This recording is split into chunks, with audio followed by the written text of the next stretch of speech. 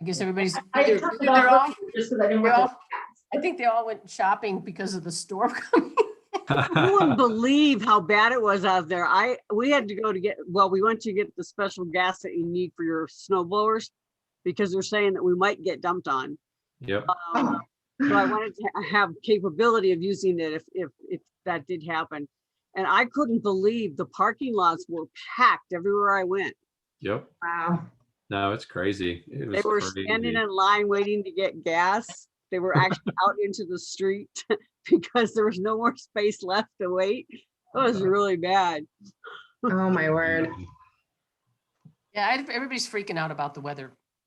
Well, it's the first Albuquerque low we've had in a while, and that tends to dump a bunch of It does tend That's to dump a usually lot. when we get 2 or 3 days of shutdown because Yep. too much too fast. And I then look forward to it. up with it. I'm with Julie. Like, I'm from Colorado, and it's like I dig this stuff. I love this crazy weather. I'm weird like Well, that. and these big storms only happen like once every 9 years, so it's like, what's the Right. big deal? No, it's awesome. We need the moisture, so it's like we know how to do this. Like, Yeah. it's fine. We're and I will say we're not like Texas, where nothing against them, but I mean in terms of how our houses and homes and infrastructure is built here, like Right. we're built for it, So Right. it's Yeah. like I'm gonna hang out with my family and read books and hang out by the fire. Yeah. Drink hot chocolate. Right? Great. Yeah. I've got my pantry's full, so. Yep, But exactly. I always keep it full. I stock it in late spring, late summer, and then go back the next year and stock it back up again so it's completely full. So if something happens, I can get through 2 or 3 months. You're ready. Yep. My neighbors know if they run out, go to Terry's house. She has food.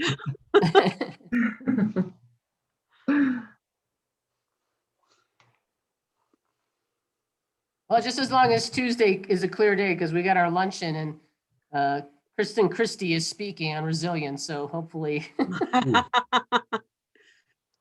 Well, it should be because it's supposed to stop snowing by Monday. So if it stops snowing Monday morning, they should have all the roads open by Tuesday. Yep. I won't be there yet. I get my second shot in 2 weeks. Oh, we're starting to climb up. We had a good attendance last Tuesday. We had 49 people, so that's a good start coming out of the gate. So Yeah, that's not bad at all. Great. Yeah, slowly more, but surely. yeah, more people are getting comfortable going to different events now that they're starting to get to the point where some of us have been inoculated. So we have less chance of being a carrier. Yeah, Stan came up to me. He's like, he wanted to give me a hug. County Commissioner Stan. He's like, Lola, can I? Yeah, you can hug me. I don't have COVID. We both got masks on.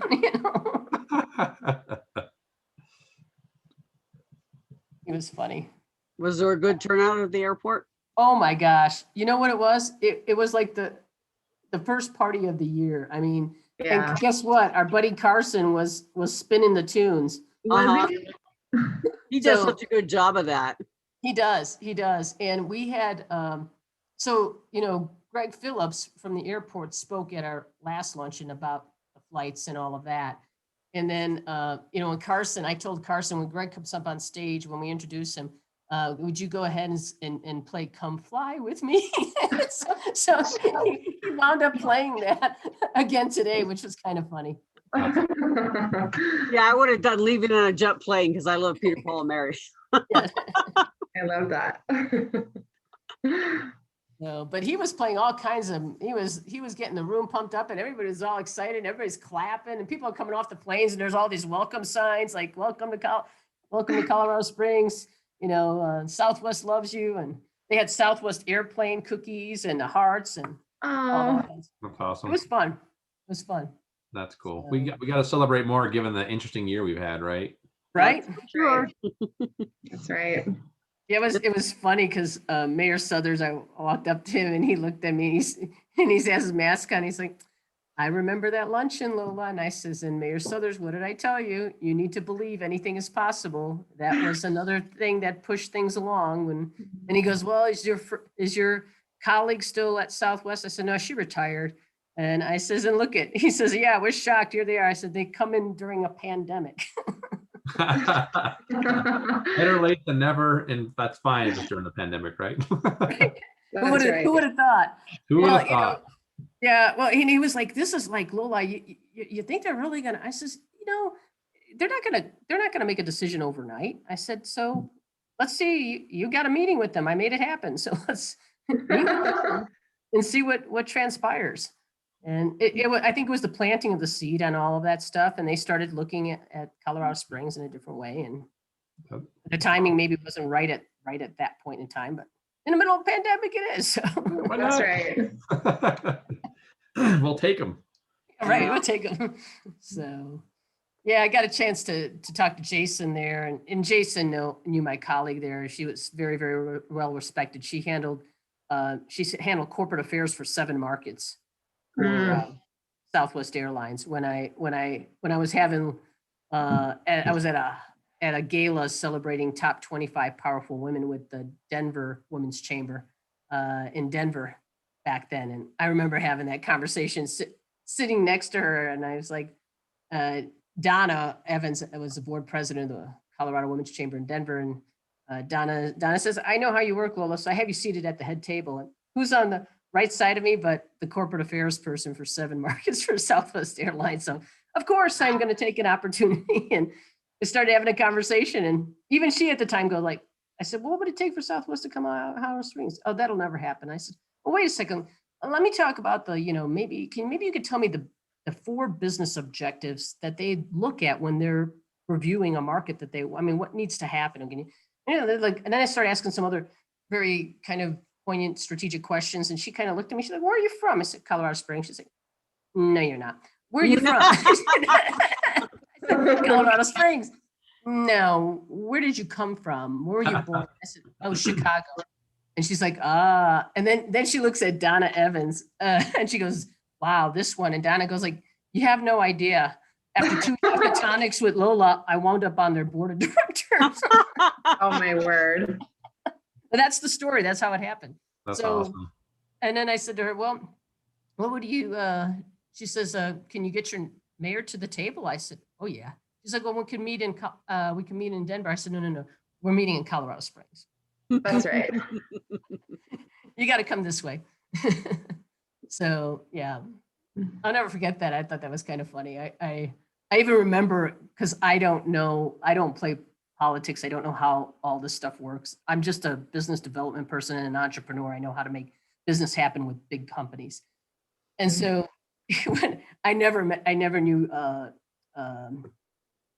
how to get with even Mayor Suthers. That was my first time, I just started with the chamber. So I had to call Donna Nelson, and I knew she handled the mayor's arrangements. And I called her up. I said, "Can you meet me at the mining exchange for a couple cocktails? I need to understand how to navigate the city and the politics and everything else." And she's like, "What's going on?" I said, "Well, I'll tell you when you get there." So I said, "How do I get a meeting with the mayor? And then how does that work with the airline, the director at the airlines?" And all. She said, "What's going on?" Well, I says, "Well, Southwest Airline executives want to meet with Mayor Suthers." She just looked at me. She said, "Oh my God, I knew you were going to ruffle some feathers, but not this quick and not in that way." And I said, "I'm not here to ruffle feathers. I'm here to help." So, so I remember that it was really interesting time. And of course, all of that stuff, when airlines come in, they want everything hush hush. So Mayor Suthers was like, "Let's not talk about this. Let's not." We said, "Fine." And I remember meeting with Dan Gallagher from the airport. And when I met with him, he said, "Lola, let's meet at Starbucks on Tejon. We'll go over the agenda, what part you're going to cover, and then the rest of the stuff." I said, "Okay, we'll do that." And so we wind up at the Starbucks on Tejon, and this guy walks in, and now we have the agenda. When I notice other people walk in, I turn the paper over because it's private, right? I kind of it's a habit that I have. Well, it was kind of funny when I did that.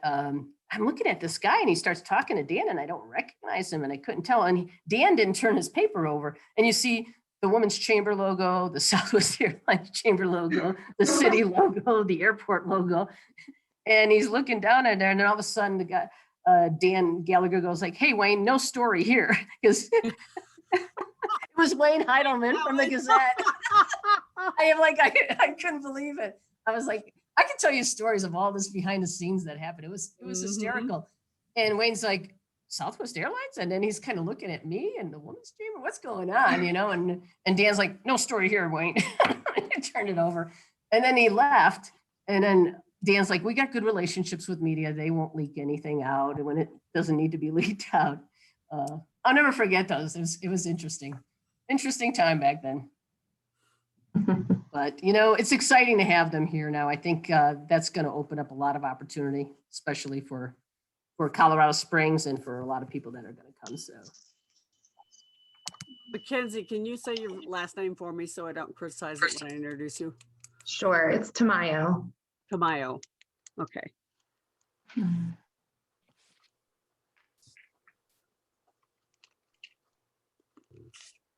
Yeah, I've known Jonathan long enough not to do that to Leibert, but Thank you, Terry.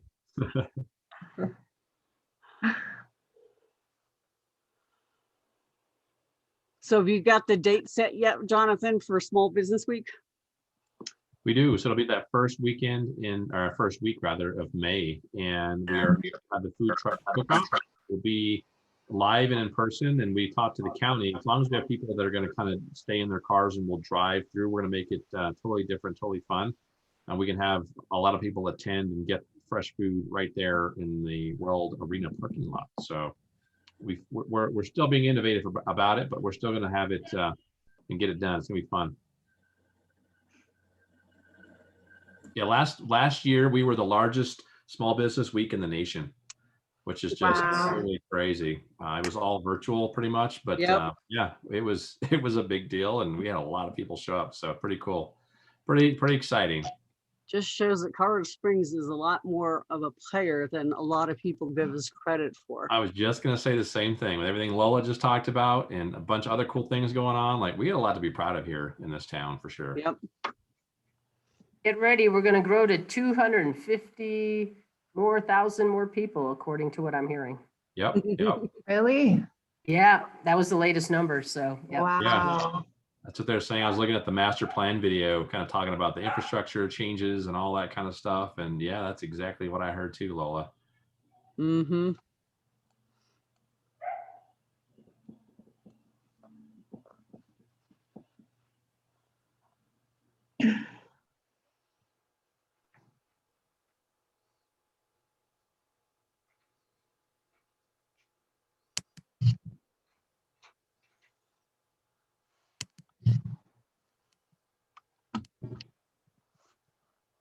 Okay. Do you want to go ahead and get started now, Lola?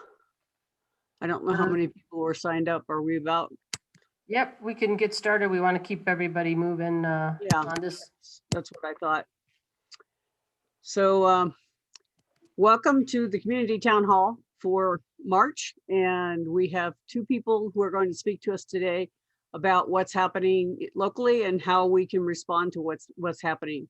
Mackenzie Tamayo is from the Small Business Development Center, and she's going to talk to us about what they're doing. And then Jonathan Leibert is with the Better Business Bureau, and he'll be talking about how you can respond to what's going on as well. So if you would go ahead and go, Mackenzie, and if you would start the recording. You've already started it. Thank you. So go ahead. You're on, Mackenzie. Thanks, Terry, and thanks, Lola. Love being a part of this. It's so fun. And after a year of seeing everybody on Zooms, we're looking forward to meeting in person again, which is so fun. And like she said, my name is Mackenzie Tamayo, and I'm the COVID program manager for the SBDC, which, if you're not familiar with the SBDC, provides free consulting, practical training, and business resources in El Paso and Teller County. We love partnering with our friends at the BBB and the chambers and the Women's Chamber. We're so grateful for all that you guys do for all of us. My background is deeply rooted in the hospitality industry, so I'm quite aware of the partnerships here locally with the Colorado Restaurant Association on a state level, how important our active participation in grassroots initiatives this last year has been for our small businesses. I'm going to use the word pivot a lot, which we all hate, but that's a lot of what we've been doing this last year, is doing a lot of pivoting. But the precipice really comes down to 4 things when it comes to what businesses have needed for resiliency in the beginning, in the interim, and now in the long-term strategies as we move forward.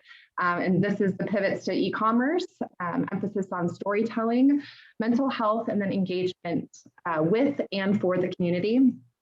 You know, and as we all know, the hospitality sector, the retail sector, our home-based and professional businesses and services have been rocked, for lack of a better word, during this pandemic. And there are multiple strategies that we're using to engage with this awful pivot word that we keep using for our small businesses, but we have found to be very effective as we move forward. So what we've been doing a lot at the SBDC is really emphasizing e-commerce, getting your business online. You know, we have found that, you know, our small businesses, while some of them have had an online presence in this last year, it's been critical to have an online presence. And so moving a lot of our businesses online has been kind of at the forefront. We've curated a 4-part e-commerce series in order to do so. Things as simple as, you know, building a simple website, all the way to, you know, how to, you know, provide Shopify or any kind of those platforms for your business, deliveries and takeouts, you know, what's best for your business. You know, we've gotten so many calls in regards to, you know, how do we do delivery for our business? How do we do curbside? Especially when those big names like Uber Eats and DoorDash are taking 30% of our small businesses revenue. You know, how can we give them the most, you know, applicable resources that we know here locally? And so e-commerce has become kind of that forefront, and kind of married to that is a social media piece. And so, you know, we talk a lot about social media and how we all need to be on social media, but this has become not only, again, like getting online, this has become pivotal moving forward. Why? Because we need to give information to our customers in the quickest way. So providing them with that social media tools in order to get to that place on a very basic level has been very practical and helpful. It reduces admin time. So that's something that we have provided to say, you know, in order, you've had to lay off a lot of your employees during this time or put them on furlough. And so how can we give you practical resources and use some of those social media tools that are free? And that leads me to my next point, that social media is free for the most part, unless you're producing ads. It's a platform that should be utilized. I ran a TikTok webinar last week for small businesses, and you can't believe how applicable, you know, TikTok, which is the fastest growing social media network, you know, is. And so we've got, you know, not just your kind of demographics, which are kind of Gen Z and millennials using this. This is businesses are finding this extremely applicable to get their message out. So we're finding different ways that are not just your normal kind of run-of-the-mill ways in order to kind of build from COVID in that regard.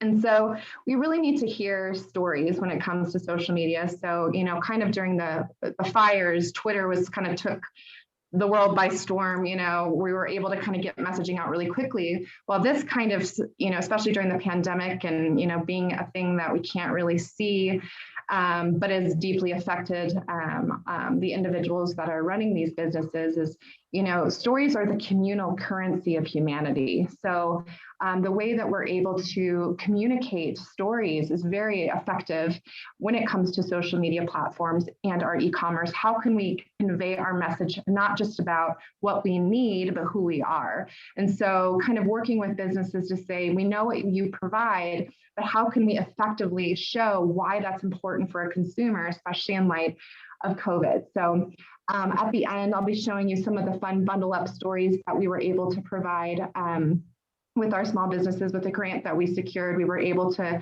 meet 14 small businesses that fit the criteria of, you know, minorities that owned, women-owned, startup, LGBTQ owned, to really say, you know, since we're in the margins, how can we really bring you to the forefront? So, and then partnering with creatives was a really cool way of crafting those stories. That leads me to mental health, which is near and dear to my heart. That's a little bit of my personal background, is working with a lot of organizations here in that regard. But the statistics are staggering, and we all know them, that 1 in 5 individuals suffer with mental health issues here in this country. And And we're finding that that's going to increase in the next 6 to 12 months statistically. And so, you know, not even just on a personal level, but on a business level, how can employees and employers really advocate for one another and themselves as we move back into, you know, kind of cohesion in that regard. And so we've seen deep inequities, you know, in our kind of lower income, you know, brackets. And so how can, as, you know, an SBDC or as a community, how can we reach those communities to be at the forefront in regards to our mental health? So we're really excited to bring a series that we're partnering with a few local businesses and organizations to kind of set businesses up to really say, like, how can we get on the forefront of this, knowing that what the statistics tell us is as people integrate back into the workplace, what does that look like, and what has happened in the last year?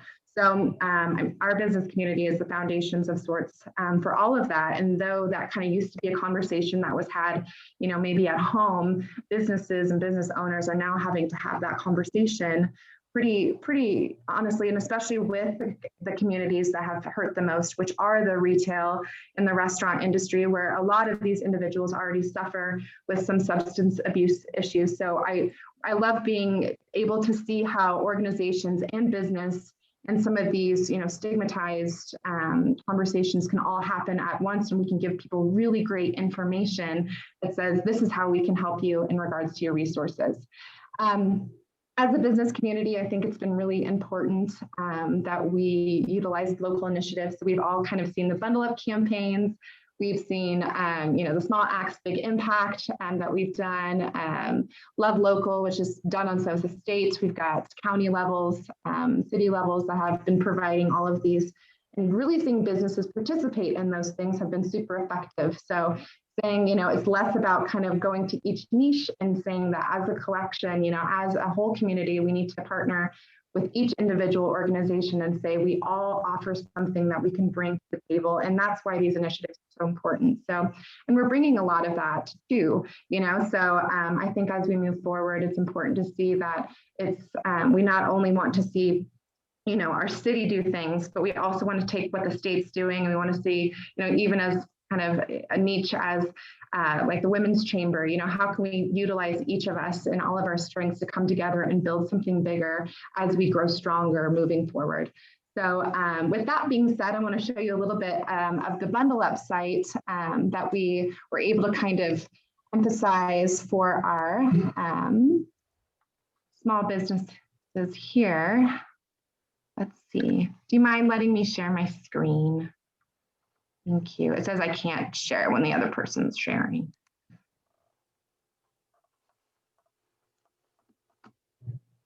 Perfect. Thank you so much. So I want to just show you a little bit. So we're super excited that we're going to be taking this BUNDLEUP for small business, and we're going to be springing into small businesses, but what we're calling it. So let me move this here so you can see it a little bit better. But what we were able to do is kind of utilize this campaign and kind of partner with some of our resiliency partners here in town. And so as we move into spring, we want to say we're going to spring into small business. So that's going to happen probably in April, and have marketing materials for that. But what I love so much about this is our cold weather toolkit that we've been able to refer businesses to. And so we were able to kind of tell them, you know, we have all this information that we keep current with the ever-changing climate that's been happening. We want to be sure that we are up to date on legal assistance and, you know, indoor and outdoor dining. And we work very closely with El Paso County Public Health, and we defer to them on all of, you know, any questions in regards to any programs and, you know, immunizations and those types of things. Resiliency, all this marketing material has been super helpful. We will be bringing back Spring into Small Business banners and signs and stickers. Again, we aren't, COVID's not going anywhere for a little while. We want to be sure as we transition back that anything we can do to provide any kind of marketing materials to promote going to small businesses safely, that we will. We were able to put together some really awesome videos about public health. But these are the stories I was telling you about that were really cool. So we were able to partner with, you know, small businesses that kind of hit those demographics. This is one of my favorite ones, is Conrad's food truck. He was great guy. He's from Jamaica, an immigrant here, and he started a food truck at the start of COVID. And so we were able to kind of work with Steven. So he's an example of photographer. So he's a vet and was able to take pictures for us of Conrad's food truck as I told his story, which is a really cool idea. And so I really have been emphasizing that that's going to be the most important thing moving forward is storytelling and being able to really come together, as a community. And so as I kind of wrap up here, and I know Jonathan's going to kind of take some of that and run with some of those points as well. Small Business Development Center is here to provide free consulting and practical resources for our business community. If anyone has any questions, I'll put my information in the chat, but we're excited moving forward what we're doing with small businesses and even just evolving, daily and as we get more information. So thanks, Lola, for having me. And Terry and Jonathan, thank you. And it's so good to see everybody. And if you have any questions, again, please let me know. Thanks, Mackenzie. Jonathan, you want to go ahead and start? Yes, sounds good. And I will also need to do a screen share as well. So I will need permissions for that. But good evening, everybody. Thanks for having me. And it's always great to work with the SBDC and the Women's Chamber. And, again, we have a pretty strong business community here. I think everybody knows that. We've got great small businesses, but we've also got great business resources. And that's really important for all of this.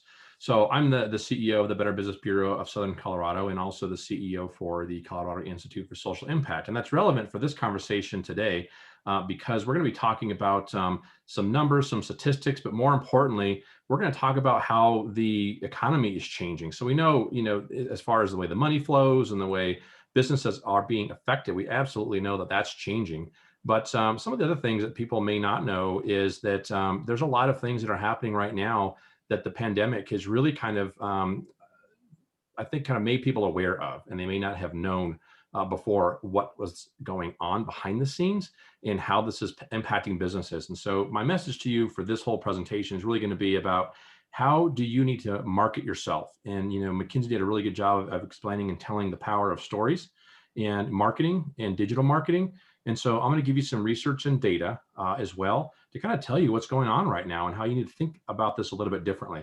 And so first, I just want to kind of talk to you about, there's a rise of social impact businesses. There's a rise of purpose-driven businesses. What is that? Well, these are businesses that they can be a for-profit or a nonprofit, doesn't matter, but they pursue purpose in addition to profit. So they're doing two things at once. They're creating jobs, right, for the economy. They're paying their workers, which is all good. We're going to talk a lot about, the future of the economy, but at the same time, they're also adding additional value back to their community because they have got some type of additional social and or environmental impact that can be measured. And so my point is these businesses are on the rise and consumers are looking more and more for these businesses. And I'm going to tell you why tonight. But before we kind of go into the why, here's what you need to know. You need to know that there is a new sector of the economy. So we're all familiar with the private sector. That's where many of us sit. Some of us on the call today work in the public sector in government. And then there is the third sector, the nonprofit sector, now named the plural sector. And there's this other sector here called the fourth sector, which, let's just call it the purpose sector, because I'm pretty sure that's what's going to stick with this name. And this is what we're going to be talking about here. So this new sector is changing the way businesses work. And this is changing the way consumers are looking at businesses. And so you got to think of this as a hybrid. You're taking the best of the for-profit world, you're taking the best of the nonprofit world, you're bringing them together and you're creating this new sector. But here's what I want to get into. This is the important stuff right here. The economic rules are changing. This is stuff that every business owner needs to know. These were changing before the pandemic, but I will tell you right now that the pandemic, Black Lives Matter, climate change, there's all kinds of things going on right now that are accelerating this. And so what we have seen specifically during the pandemic is an acceleration of all of this stuff. So number one, capitalism is evolving. The short-term view of shareholder capitalism is being replaced by a long-term view called stakeholder capitalism. If you get the opportunity, just Google it. There is a ton of new research coming out talking about this. And there's all kinds of good stuff out there that's really saying that, consumers, employees, business owners, CEOs of small companies and large mega companies, it's all about making sure that they take care of their employees, that they're giving back to the community, that they have some type of environmental purpose, they have an ethical supply chain, and they're providing some type of additional value on top of making profit. So make money, make money for your shareholders, make money for the economy, but you also need to be doing things broader and making sure you're taking care. And we've seen a lot of this, right? Taking care of your employees, taking care of your customers, taking care of your supply chain. Consumers are becoming more informed and conscious about where they spend their money. Consumers want to buy and work for, so this is both, right? So people want to buy from these companies, but they also want to go work for them. So for companies out there, I get this question a lot, is like, Jonathan, this is all well and good. I want to be able to sell more product at some point, but I can't keep top talented people because they're getting recruited away by people that are doing this thing. What is this thing that you talk about? Well, this thing I'm talking about is higher purpose driven businesses, right? Different philosophy. They want to work for them. And again, they also want to buy from these types of companies. And because we have access to everything digitally and everybody's online right now, they're doing their research, they're doing their homework. So when you're telling that digital story, if you're providing additional impact to the community, not just selling a product or service, but if you're doing good, tell people about it. Tell that story and explain to people how it's not just about making money for your organization. It's about giving back, creating impact, volunteering, whatever it takes. I know a lot of people in this town, we got a great city, do this stuff anyways. And a lot of them don't tell the story. You got to tell the story. Our systems are outdated. I'll show you some research on this in a second. Many of the social and environmental issues that we're facing today and economic, they're downstream consequences because we have an outdated economic system. These organizational models root back to the industrial age and they need to be updated. And a lot of these are getting called out. A lot of these are getting fixed, but we've got some work to do. This one, Mackenzie talked about this. Generation Y and Z have a very different point of view about business. Millennials are now the largest generation and they have the most purchasing power of any other generation. 75% of millennials believe that a business must have a higher purpose in addition to making a profit. 75%. That's an amazing statistic until you see the one below. 90% of Gen Z believe the same thing. The train's left the station on this, folks. Your future customers, your future employees are demanding that you do this. If you're not doing it, you've heard me today, you've heard me before, some of you, it's accelerating. This is moving faster. And then giving is down for millennials. So for nonprofits, you know, it's not that millennials don't want to give. It's just that millennials, the donations are down for them. They're giving their time, they're giving their expertise, and they're showing up to volunteer. But why are they going to donate to a nonprofit when they can go buy from a for-profit company that has a social mission or helps to solve an environmental issue? So just something to think about for some of the nonprofits. The second piece is important here. I've said this already. COVID, climate change, the Black Lives Matter movement are accelerating social impact. Specifically, the Black Lives Matter movement and COVID is important because they have exposed inequities that have been in our system for hundreds of years, right? And so these inequities from a health perspective, from an economic perspective for people of color, BIPOC, is absolutely elevating the purpose-driven movement. There are businesses out there that are going to make money, but they're absolutely going to address social justice issues and environmental issues and everything else. So again, social impact businesses are going to help to level the playing field because they're going to help to create jobs. They're also going to help to create and solve problems locally by using the money that they make to reinvest back into the community to create some more value. I mentioned this a little bit already. Nonprofits are changing. The business model there is shifting. I sit on the board for the Colorado Nonprofit Association, and we talk about this all the time, where the model's evolving because of COVID. A lot of nonprofits are struggling right now because of the way the money flows, because of the impact it's having from the stock market in terms of giving. It's just disrupted a lot of things. And so nonprofits are going to have to, we keep using the word, and we mentioned it already, pivot, but they're trying to figure this thing out, and they're trying to figure out the best way for them to evolve as well. This next thing is really important too. And COVID has absolutely kind of created this reality for people of the middle class has been kind of disappearing for a bit of time. This statistic should get your attention. It got mine. CEO pay is up 997% since 1978, while the average worker pay during that same period of time has only increased by 11%. That's a significant issue because right now the American middle class is the #1 consumer in the world, the #1 consumer of goods and services in the world. If all of us can't have a job or can't pay for our health care and we can't buy stuff we don't need on Amazon, then we're in trouble. And so a lot of these large corporations absolutely understand that. And they're also doing the right thing. But this is why you kind of hear and see a lot more of these companies embracing that stakeholder model of capitalism, where they're trying to pay their workers more, better, fair, equal wages. There is an equity built in. They're trying to fix that. Not all of them, but it's being talked about. But we've got to kind of have this. We've got to decrease that divide so the middle class is strong. They can keep buying different types of things and resources. And again, as we figure out, as we talk about rebuilding our economy, we can't just build it back the way it was. We've got to build it better. And by that, what I mean is this, is that we've got to insert this purpose-driven notion into the current notion that we have. We live in a free market economy. We are always going to be a capitalistic society. But if we have purpose-making businesses in there and tie that with this profit-making thing, it's kind of on my shoulder here. I'll talk about more about that in a minute. Then this is going to help everybody. It's going to create more value, more opportunity, and it's going to reduce a lot of these inequities that have been kind of built in the system. So those are some of the things that are kind of happening right now in terms of why this conversation is important. I want to give you a little bit of research here. This comes from Just Capital. This was done a couple of months ago, kind of in the middle of the pandemic. And this is what they found when they surveyed Americans. 25% of Americans believe that our current version of capitalism is working for society. 85% agree that the pandemic has exposed these underlying structural problems. And I just listed out what those were. So I just told you what they were all about. And again, people aren't saying we got to throw this out. They're saying, 89% agree that this moment of crisis is providing an opportunity for corporations to hit the reset button. And that's really important. It's just hit the reset button, add something else to this, where if you embrace the stakeholder capitalism, as I've already described, you've got to have this focus on making profit, but also focus on your employees, your customers, communities, and the environment. And again, we've seen a lot of companies do really great work with this because of the pandemic. It was really about, we got to make sure people are healthy, we got to make sure people are safe, and we're going to invest time and money into that. So this is what's going on right here in terms of what the American public believes about this. And so we're seeing a lot of this already happen and play out because of COVID. But here's what we're seeing kind of on the world stage. This is really fascinating to me. There's a global call. And right now there's hundreds of kind of these mega multinational corporations that are calling for exactly what I just said a little bit earlier.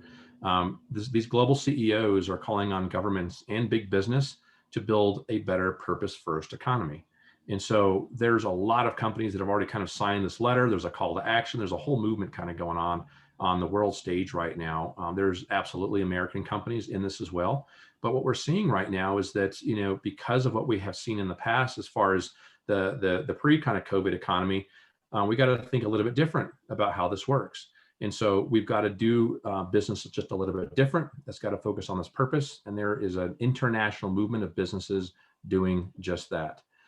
From a similar perspective, I would just add that at the last Davos conference in 2020, before the pandemic kind of took hold, they were already talking about this. And it was interesting because you can see there at the bottom, it talks about the universal purpose of a company and what they're calling the fourth industrial revolution. That industrial revolution really has to do with the stakeholder model of capitalism, having this purpose-driven thought process kind of plugged in and really making sure that you're communicating it well, you're telling your story, you're marketing that, your employees love what you do, they love the culture, they're going to go stay there for a long time, they're going to go recruit more people for you. There's multiple strategies here for your business that you have to think about. And then I would kind of tell you this, and I'll have just end with one more slide. I'll bring it back to BBB. Right now, what we have seen, this is some of the first statistics I've been able to kind of find from a world perspective. And that is this, that, there are more and more of these organizations that are popping up outside, not just in the US, but outside the US. But right now, it's estimated that 10% of the GDP in the US and Europe account for these types of businesses, and it's growing. But it's really that second sentence there that caught my attention when I was looking at this research. There are tens of millions of startups in the fourth sector being launched each year. In the last few years, that's gone up from 100,000 or so here and there to now we're in the tens of millions. Again, these are younger entrepreneurs that are launching this. These are existing companies that are kind of getting with the times and getting with the program because they want to make sure that they are attracting and that they're listening to what their younger consumers are asking for. And again, at the end of the day, this is about, provide a ton of value, specifically to the communities that we all serve. Why wouldn't you do that?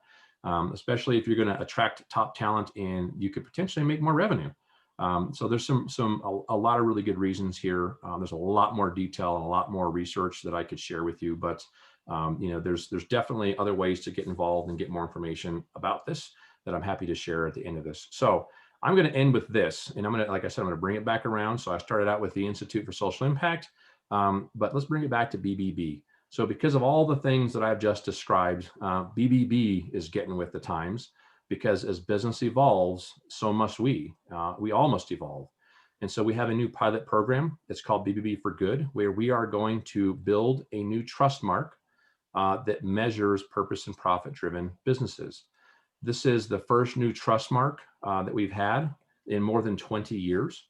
And what's really cool about this is that Colorado Springs is leading this international movement. So I am the national or the international chair of this committee. We are one of the first of 4 cities. There are 3 in the US that have started this month. So Colorado Springs, Chicago, and Grand Rapids, Michigan, as well as Victoria, Canada. And every month we're going to roll it out to 4 new pilot cities, and we'll end up with a total of 50. So out of 100 BBBs, we have 50 that are participating in this. This is going to be, right now we're piloting this. So you haven't heard anything yet. You'll hear more about this around summertime, when we're going to be doing a bigger push and asking anybody to apply. Right now, we're really making sure that everything fits and this works. But this is something that we're testing out. This is just a sample of what the trust mark could look like. It'll probably change. But again, because of everything that I just described, business is changing, the economy is evolving. And so everybody needs to pay attention to this. But this is how BBB is going to meet this new demand. We want to engage younger customers. We want to make sure that you as consumers know who to trust. So it's about, going and finding what BBB business is accredited. What's that good business I can trust that has that accreditation? But now we're also hearing from consumers of, there's a lot of companies out there that say they're giving away money, or they're donating to charity, or they have a 1-for-1 model, or they give 10% of the profits. That's all great stuff. But consumers are asking us, has anybody checked them? Has anybody verified that? Who can I trust that says they're doing good? And I just want to make sure I'm putting my money in the right place. And so that's what this trust mark is going to help us uncover. And we're going to give businesses the opportunity that are accredited to apply for this this year. So more to come on that, but definitely some exciting things happening. But again, a lot of cool things happening, not only here in Colorado Springs, but there's absolutely more research to show that this is something that we all have to pay attention to. Thank you, everybody. Thank you. Thank you, Jonathan. So both the BBB and the SBDC provide services free for anybody that wants it in the community. So contact them because they have a lot of resources available. If you have questions, you can either let me know by raising your hand or whatever, or we do have one from Brandon already. He wants to know, how is the BBB measuring this in order for the individual businesses to get this trust mark? That's a great question, and that's absolutely what we're testing right now. So if you are an accredited business, there are 8 standards of trust that you have to meet to get the BBB accreditation. If you are an accredited charity, there are 20 standards that you have to meet to get that accreditation. Right now, and it won't stay this way, but we have 30 new standards for this. And so we're looking for, there's 4 buckets. So we're looking for, what's your higher purpose? Is it in your mission? Is it in your vision? Do you practice it every day? The second part is, what's your community impact? How are you giving back to your community? How does that tie into your business model? Is this something that just is interesting to the CEO, or is this something that all employees can engage in? The third bucket has to relate to authentic marketing. So when you're marketing the story, there are a lot of people out there that are doing cause washing or greenwashing, or there's a new one I just learned. It's called, surprise, surprise, purpose washing, where companies say they're doing something and they're not, or they're absolutely focusing on all these trends and data that I just mentioned, and they're trying to engage specifically millennials in buying from them because they're doing good things, and they're not. So we're going to check out to make sure that the marketing is authentic.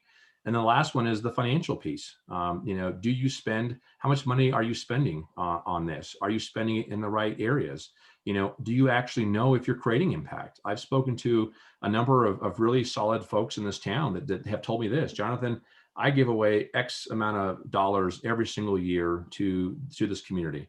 I do it because it's the right thing, but I have no idea if it's doing any good, and I have no idea what the impact is. And so it's like, some companies are measuring this now. It's possible to measure your social return on investment. And so with these new standards, what we're trying to get to is setting some new criteria up. So one, we can tell the public, here's what we've vetted, here's what we've checked and looked at. But then from a business perspective, we're also telling that business, here are some standards that you can kind of hold yourself accountable to, so that we're providing some really good benchmarks so that the business knows what it is that consumers are looking for and what they're asking for. And again, unlike B Corp certification, that's something that's existed now for about 10 years. That's marketed to really large corporations and companies, and that's great. But this trust mark is geared towards small businesses and medium-sized businesses. And we are also going to include nonprofits in this. So right now you cannot be a certified B Corp as a nonprofit. So new standards, new goals, we're testing all that stuff out right now. They will be posted on the internet probably by the middle of this year, so you can see what those standards are and see if you qualify. And Teresa would like to know, what if you're an independent? How does this factor into the new model? As an independent, in terms of, I guess, in what respect, Teresa?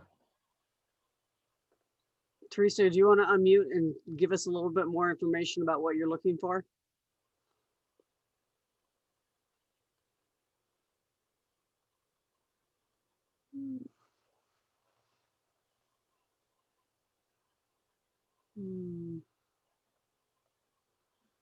Yeah, I apologize. I just need a little bit more information. I'm not quite sure what she means by independent. Not sure if I'm reading it right, but what I would think is, if you're a single person business, how would this factor into the new model? How do you prove that you as an individual owning that business and trying to make a difference in this community? No, that I think is probably a pretty good idea of that. You know, interestingly enough, so we've got 6 pilot businesses right now that we're testing this with. 2 of those are small micro-sized businesses with they're owned and run by the founders. So they are absolutely included in this. And so, you know, a lot of the questions that we're going to have, you know, are going to be geared towards, you know, we're going to ask about your staff and, you know, how does this work from your employee handbook. In some cases, if you are an independent kind of operator, you started and run your own business all by yourself, that's fine too.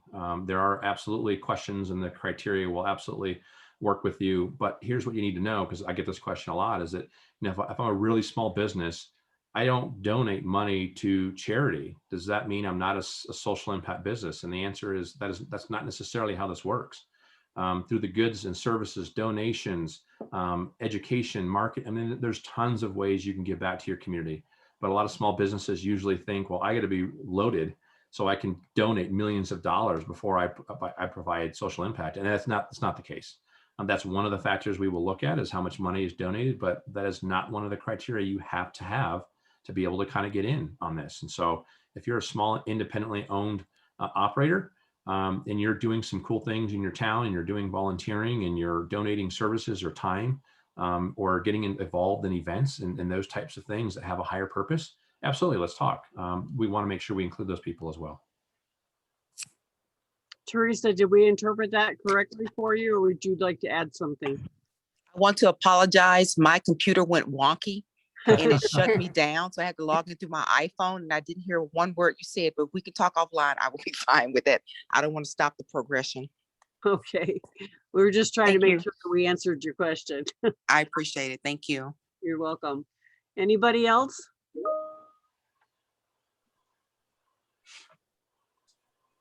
Well, I'm excited that we've got so many great things happening in this community, and we're all working together to make it a much more cohesive and welcoming community to all. So what I'll do now is pass this over to Lola. We've got some exciting things coming up in the Women's Chamber this month. So Lola, do you want to inform us on what's happening? Sure. You know, our next town hall is going to be Thursday, April 8th from 4 to 5 virtually.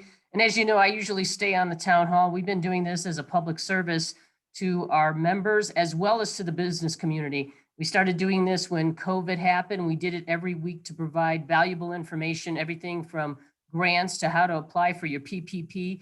And then we would stay on after the town hall to individually do one-on-ones and guide our members and the business community to the right resources one-on-one as well. So we're going to continue to do those. Now that we've opened up, we're not doing them weekly, we're doing them monthly, and we'll continue to do that through the rest of the year, which we're really excited about.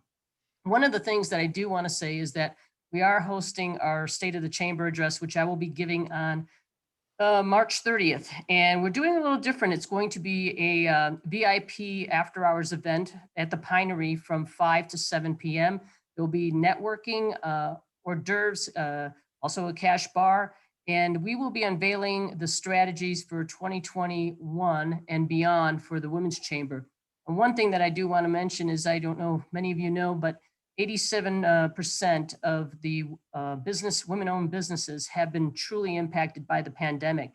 And as a goal to serve that community, we will be unveiling some amazing benefits. And one of the things we're going to be helping support all of our small businesses who become members and are involved in the Women's Chamber. We will be actually handling advertising for them for the year for 2021. So there's going to be some really exciting announcements, way out of the box ideas. As you all know, that the Women's Chamber is all run by entrepreneurs that are running the chamber. So we got to show you how we do it and how we make it successful.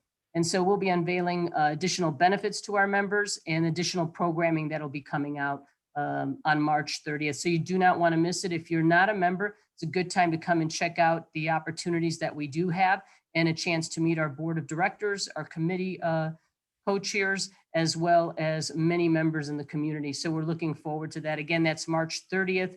Don't forget to mark that on your calendar from 5 to 7. We also have our luncheon that's coming up next week on Tuesday. Kristen Christie is going to be speaking on resilience, and she has an amazing track record as an international speaker. She's also been nominated as, I should say, won Military Spouse of the Year. She's also been a woman, a legacy woman of influence in our community in many ways. You won't want to miss this. She's also going to give us an update on Space Force as well. So if you haven't gone to one of our luncheons, I would suggest attending it. We're doing all of our bigger events in hybrid mode, meaning you can attend in person for the luncheon, or virtually we live stream all of that. That'll be on Tuesday, and that goes from 11 to 1, and that'll be at the Pinery as well. We also have a sunset meet and greet happening at the end of this month at Balance Chiropractic. We're now back to the business after hours. So we haven't had those in a while, and businesses are feeling real comfortable because we've pretty much put together all the processes in how to handle, events safely in a COVID year. So we've got all the proper precautions when we have our events. We do temperature checks, mask wearing, social distancing, all of that stuff. And I know everybody's eager to get out and about.